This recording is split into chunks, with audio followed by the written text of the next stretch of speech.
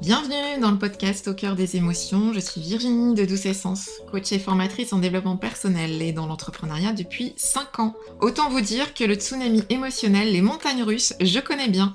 C'est pour ça que j'ai décidé de créer ce podcast pour t'apporter les clés dont tu as besoin pour apprendre à réguler tes émotions, pour les considérer comme tes amis et non comme tes ennemis, et ainsi mieux comprendre ton mode de fonctionnement.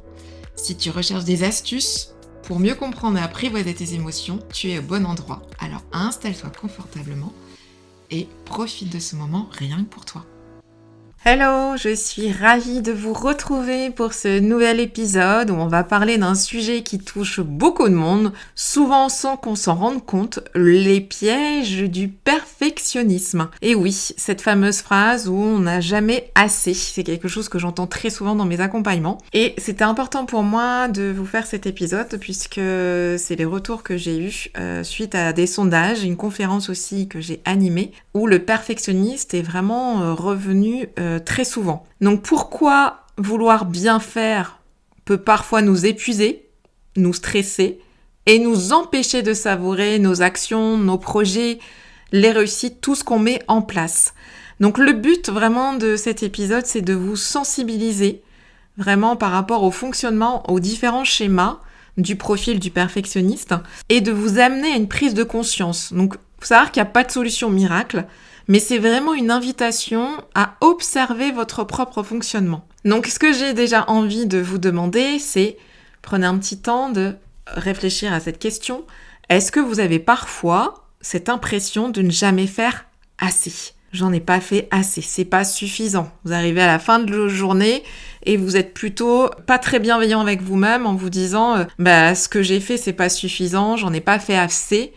Vous êtes toujours en train de chercher à améliorer, à peaufiner, à affiner et à ne jamais être totalement satisfait de tout ce que vous mettez en place. Donc là, voilà, prenez un temps déjà pour réfléchir à cette question. Parce que ce qu'il faut savoir, c'est que vouloir bien faire, c'est pas un problème en soi, en fait. Au contraire, on sait que les perfectionnistes, c'est des personnes qui sont très rigoureuses, sur qui on peut compter, qui ont des responsabilités. Sauf que quand ça devient vraiment une quête sans fin, et qui nous empêche d'être satisfaits, c'est là où c'est important de se pencher, de se poser la question, de savoir est-ce que là, c'est peut-être vraiment, ça devient vraiment un problème. Les signaux qui peuvent vous alerter, c'est ce côté besoin de tout contrôler. Voilà, je veux tout contrôler, je vais pas déléguer, parce que forcément il y a cette difficulté à déléguer, parce que si je le fais moi-même, ça ira beaucoup plus vite. Le temps que j'explique à la personne, je vais perdre du temps.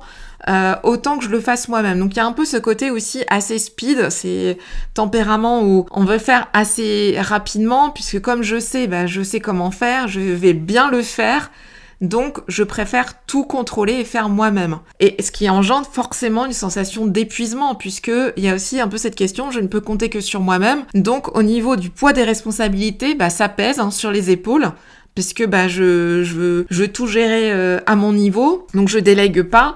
Et forcément, à un moment donné, il y a le corps qui parle et qui vous envoie des signaux d'épuisement. Et forcément, ça va avec ce côté où on a cette difficulté à se poser, à prendre un temps pour savourer ce qu'on a mis en place. Savourer les actions, savourer le projet qui est peut-être en cours ou qui est terminé, mais savourer chaque étape du projet, savourer nos réussites. Ça, c'est compliqué aussi pour le perfectionniste. Donc, c'est intéressant de prendre en compte aussi chez vous les signes qui peuvent vous alerter. Ce que j'ai repéré aussi, c'est quand j'accompagne justement les clients, c'est au niveau du langage. Il y a des mots-clés récurrents qui reviennent souvent. Le trop, le plus, le pas assez. Je ne suis pas assez intelligente. Je ne suis pas assez intéressante. Je dois être plus efficace, je veux être plus calme. C'est trop dur, c'est trop compliqué. C'est comme si c'était des indicateurs qui expriment votre exigence envers vous-même. C'est le curseur que vous vous mettez. Donc ça, c'est quelque chose aussi qui est intéressant, que je vous invite à observer chez vous. Est-ce que vous utilisez souvent ces mots ? Trop, plus, pas assez. Parce que c'est vraiment comme un peu des signaux d'alerte qui indiquent que vous êtes en fait dans votre curseur d'exigence qui est peut-être un peu trop élevé. Comme j'ai envie de dire, le trop, le plus, le pas assez, c'est par rapport à quoi ? par rapport à qui? Un peu ce curseur d'exigence qui est plus haut que la normale, généralement, beaucoup plus élevé, parce qu'il y a souvent aussi des fois derrière des attentes irréalistes. C'est par rapport à quoi? Par rapport à qui? Ça aussi, c'est intéressant de se poser cette question-là pour faire émerger peut-être des prises de conscience. Donc, comment se manifeste le perfectionnisme? La première chose, c'est ce besoin d'être parfait. Est-ce que vous avez déjà ressenti cette pression de vouloir que tout soit impeccable? Vous savez, une maison nickel, un peu comme on appelle les maisons déco. Avant de recevoir vos invités, il faut absolument que votre maison soit bien rangée, que tout soit propre, nickel, alors qu'en fait, vous savez très bien que le lendemain, il va falloir tout recommencer et tout nettoyer. Bon, c'est du vécu, parce que j'ai connu ça. Je peux vous assurer que ce n'est plus le cas, que j'ai beaucoup lâché, mais ça ne veut pas dire que ma maison est sale. Au contraire, elle reste propre parce que c'est important pour moi. Mais je me prends beaucoup moins la tête. Ce qui est important dans tout ça, c'est de se poser la question, ok, quand je reçois des invités, qu'est-ce qui est le plus important pour moi? Est-ce que c'est qu'ils voient que la maison est propre ou c'est plutôt de passer un bon moment avec eux? Ça aussi, ce sont des pistes de réflexion qui peuvent être très intéressantes pour vous, en tout cas que moi je me suis posée et qui m'ont aidé justement à cheminer et arrêter de vouloir que la maison soit impeccable et d'avoir cette maison déco qui des fois peut ressembler un peu à une maison sans vie aussi. Donc le but c'est pas d'avoir du bazar partout, que ça soit sale, c'est pas ça du tout, mais on peut avoir une maison propre sans en faire trop. Voilà, ce mot trop. Et aussi, est-ce que vous avez des fois, est-ce que vous mettez la pression pour revérifier des dossiers plusieurs fois avant de les envoyer, regarder chaque détail au point d'y passer un temps fou? Ou par exemple, si vous devez choisir une couleur, ou si vous devez faire je parle par exemple pour les entrepreneurs, si vous devez faire une bannière ou quelque chose pour votre communication, une publication, est-ce que vous allez passer beaucoup de temps à choisir les couleurs, la mise en forme, le moindre détail, où vous allez passer un temps fou? Ça aussi, c'est des indicateurs intéressants. C'est que le problème, c'est qu'au lieu d'apporter de la satisfaction, en fait, tout ce temps qu'on passe, toute cette pression qu'on se met, ça crée du stress, des tensions et parfois de la frustration. Le deuxième point, c'est le fameux tout ou rien. Noir ou blanc. Oui ou non. En fait, soit c'est parfait, soit c'est pas du tout parfait. Il n'y a pas d'entre-deux. On n'arrive pas à voir la nuance. Moi, je dis toujours qu'il y a des nuances de gris, voire d'autres couleurs entre le noir et le blanc. Et c'est d'accepter aussi ça, ces nuances. Sinon, on a un côté rigide, et ça se ressent dans les relations et dans les projets, c'est-à-dire qu'on a tendance à rester bloqué sur nos positions. On va pas être dans l'ouverture, on va pas écouter les différents points de vue, on va rester sur le nôtre et on va s'acharner, s'obstiner à prouver que on a raison. Donc là aussi, c'est une conscience peut-être à prendre. Est-ce que c'est votre cas? Et peut-être amener un peu plus de tolérance et d'être à l'écoute aussi des différents points de vue et qu'on peut faire aussi différemment. Ensuite, c'est la difficulté avec la critique. C'est très très compliqué d'accepter la critique, même parfois quand elle est constructive. Parce qu'en fait, on a tendance à mettre toute son énergie à faire quelque chose qui pour nous est parfait. Et s'il y a la moindre critique, peut être vécue comme vraiment une attaque personnelle. On va en faire une affaire personnelle. Donc plutôt que de l'entendre comme une critique constructive, comme une possible amélioration, on va se mettre un peu en mode défensive, attaque, et on va se le prendre en plein fouet. Donc ça, c'est aussi quelque chose à prendre en compte.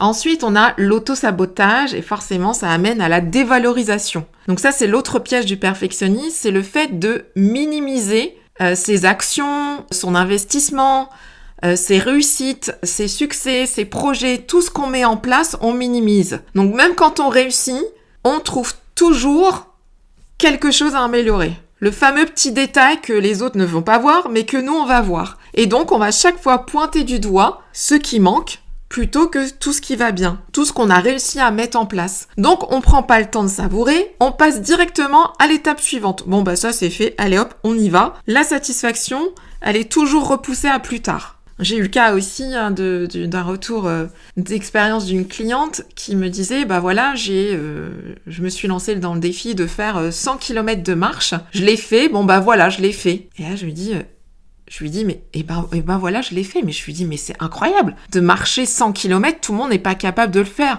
Oh, mais si, tout le monde sait le faire, ça. Non, tout le monde ne sait pas le faire. Et donc, cette personne, elle passait tout de suite à autre chose. Elle n'a pas du tout pris le temps, pas pris conscience à quel point c'était quand même un exploit et de savourer cette réussite, ce challenge qu'elle s'est autorisée à faire et qu'elle a réussi haut la main. Elle n'a pas pris le temps de le célébrer, de le savourer. Ça aussi, c'est vraiment une clé qui est importante à prendre en compte. Donc, il y a une question que j'ai envie de vous poser pour, j'espère, amener à une prise de conscience. Est-ce que vous prenez vraiment le temps d'apprécier ce que vous avez accompli? Ou est-ce que vous passez toujours au projet suivant sans jamais être pleinement satisfait? Bon, allez, ça c'est fait, check, on passe au suivant. Allez, vous imaginez, même rien que d'en parler, je trouve que c'est fatigant en fait, de même pas prendre le temps de se dire, tiens, je suis super contente en fait, là, regarde ce que j'ai réalisé, c'est juste top, je peux être fière de moi, de pouvoir se satisfaire de ce qu'on a mis en place et surtout d'être fière de ce qu'on a accompli. C'est tellement important. Donc voilà, donc je vous laisse vraiment peaufiner, réfléchir un peu à ces questions qui vont vous aider, j'espère, à cheminer. Ensuite, ce que j'ai envie d'aborder avec vous, c'est d'où vient le perfectionnisme. Donc généralement, ça vient de messages contraignants qu'on a pu avoir dans l'enfance. Ce fameux, on appelle aussi des drivers, le soi parfait, qui est le syndrome du bon élève, parce qu'on a ce besoin de validation par les autres. Est-ce que ce que je fais est bien? Et puis surtout, c'est qu'on a peur aussi surtout de se tromper. On ne supporte pas de faire des erreurs. Donc si j'ai toujours eu des bonnes notes, si on m'a valorisé pour mon sérieux, alors inconsciemment, je peux penser que ma valeur dépend de ça. Et c'est là où c'est hyper important de basculer que votre valeur ne dépend pas ne dépend pas de vos notes, ne dépend pas du métier que vous exercez. La valeur, elle est intrinsèque, elle est à l'intérieur de vous. Cette valeur, c'est vous êtes une personne importante et vous avez de la valeur. Cette valeur, on l'a depuis qu'on est bébé, depuis qu'on est né. Si je vous dis quand un bébé naît et qu'il a de la valeur alors qu'il n'a rien fait ni prouvé au monde, je suis sûre que vous êtes d'accord avec moi. Et cette valeur, il l'aura jusqu'à la fin. Donc voilà, il ne faut pas confondre l'être et le faire. On a tendance vraiment à faire cet amalgame. L'être, qui je suis, j'ai de la valeur. Donc ça vient aussi, voilà, de notre enfance, des messages contraignants que j'appelle des drivers. Donc ça, c'est des choses qu'on approfondit en accompagnement. Et puis, je me sers aussi de l'outil Enneagramme, qui est un outil que j'aime bien puisque on ne met pas les gens dans des cases. Il y a plusieurs bases, il y en a 9, dont une qui représente la base 1 qui représente le perfectionniste. Et en fait, cette base 1, c'est le perfectionniste, il a un fort besoin d'améliorer les choses. C'est hyper important pour lui d'améliorer, de bien faire. Et c'est pour ça qu'il est souvent très critique envers lui-même. Et la peur qui se cache derrière tout ça, c'est la peur de l'erreur en fait. Peur de se tromper. Et donc, au passage, si je me trompe, il y a la peur du regard des autres. Qu'est-ce que vont penser les autres? Qu'est-ce qu'ils vont me dire? Donc, le côté aussi, on va me critiquer. Donc là, ce qui est important, voilà, de savoir d'où vient le perfectionnisme. Le but, c'est pas non plus là de creuser tout ça, c'est pas l'objectif.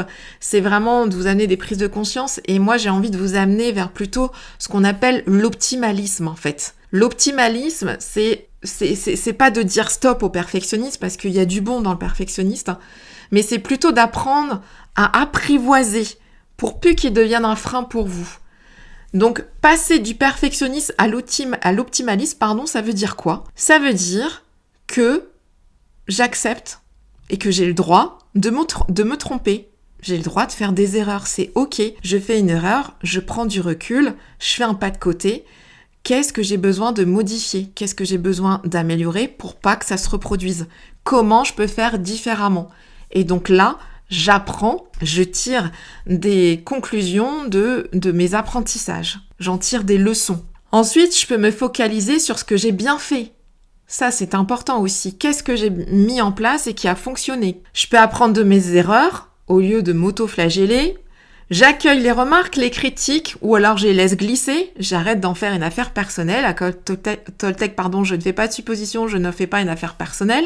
Je fais de mon mieux, encore un accord Toltec, malgré les difficultés, malgré les obstacles que je peux rencontrer. Et puis, je prends le temps de célébrer tout ce que j'ai mis en place. Ça, c'est hyper important, prendre le temps de célébrer. Et puis aussi, pourquoi pas, quand je parle de célébration, ça peut être aussi de vous faire plaisir, de vous acheter un petit cadeau, de vous faire un petit resto pour célébrer ce que vous avez mis en place. Vous offrir un bouquet de fleurs, ça peut être aussi très sympa. L'outil simple, pour moi déjà, c'est je fais de mon mieux. Ça, c'est en tout cas moi, c'est ce qui m'aide beaucoup. Plutôt que d'être très dur avec moi-même, j'aurais dû faire ci, j'aurais dû faire comme ça, ou oh là là, c'était pas à la hauteur. Non, c'est j'ai fait de mon mieux et je prends le temps, je prends du recul pour un peu analyser. Parce que le perfectionniste, il aime bien aussi analyser. Analyser un petit peu qu'est-ce qui a fonctionné, qu'est-ce qui n'a pas fonctionné. Et puis, je réajuste et je mets en place. Par exemple, j'ai animé une conférence la semaine dernière. Je me suis félicitée parce que c'était un beau challenge pour moi puisque cette conférence, je l'ai animée devant 80 personnes. C'était la première fois que je fais une conférence devant autant de monde. Comme je disais, il y avait de la peur et ça c'est ok. J'ai réussi à gérer cette peur, ça s'est très bien passé. Je me suis félicitée pour avoir relevé ce défi. Et puis ensuite, j'ai pris un temps de recul pour me dire, ok, qu'est-ce que tu as besoin d'améliorer si jamais tu es amené à refaire une conférence pour que ça se passe encore mieux pour toi, mais que ça apporte du mieux pour toi. Et ce que j'ai noté, c'est d'avoir une bouteille d'eau, ça paraît... Et vous allez voir, souvent, à chaque fois, c'est des choses simples que vous allez trouver. Mais avoir une bouteille d'eau à côté de moi, ça, c'est vraiment ce que je mettrai en place lorsque je ferai une prochaine conférence. Parce que je me suis rendu compte que, voilà, j'ai eu la bouche très sèche et j'étais obligée de demander un verre d'eau. Mais voilà, ça fait partie des réajustements, de l'amélioration que j'ai noté pour les prochaines fois. Et c'est vraiment comme ça que moi, je vous invite à fonctionner. Où là, c'est de se dire, j'ai fait de mon mieux. Qu'est-ce que je peux modifier pour la prochaine fois? Et puis aussi de prendre 5 minutes, on va dire aller à la fin de la semaine. Et puis aussi, par exemple, prendre 5 minutes en fin de semaine pour noter ce que vous avez accompli dans votre semaine et puis ressentir cette fierté. Ouais, je suis fière de moi là, de ce que j'ai mis en place, sur quoi j'ai avancé, le projet. Essayez, observez si ça change votre façon de voir vos propres réalisations, votre propre cheminement dans vos étapes. Donc aujourd'hui, on a vu comment le perfectionnisme peut nous enfermer dans une quête infinie, comment il se manifeste au quotidien, d'où il peut venir et comment le transformer plutôt en optimalisme. Donc si cet épisode vous a parlé, je vous invite à prendre un instant pour vous poser cette question. Est-ce que vous prenez réellement le temps d'apprécier ce que vous avez déjà accompli ? Si vous vous reconnaissez dans ces schémas, dans ces modes de fonctionnement et que vous avez envie d'aller plus loin, je vous accompagne pour apprendre à lâcher prise, à lâcher un peu cette corde-là qui est très souvent très tendue et qui amène beaucoup de pression et de tension pour trouver justement un équilibre beaucoup plus serein. Donc n'hésitez pas à me partager vos retours en commentaire ou en message privé. Je serai ravie d'échanger avec vous. Et en attendant, je vous invite à bien prendre soin de vous. À très bientôt. Et voilà, c'est déjà la fin de cet épisode au cœur des émotions. J'espère que tu as trouvé des astuces utiles pour mieux les apprivoiser dans ton quotidien. Rappelle-toi, elles sont tes alliés et non tes ennemis. Si cela t'a plu, abonne-toi, laisse un avis ou partage-le avec tes proches. Tu peux aussi me rejoindre sur les réseaux sociaux pour continuer la conversation et découvrir encore plus de ressources. Merci de m'avoir écouté. Prends bien soin de toi et à très bientôt pour un nouvel épisode rempli de bienveillance et de découverte. Profite de chaque instant et souviens-toi, l'émotion est le moteur du changement.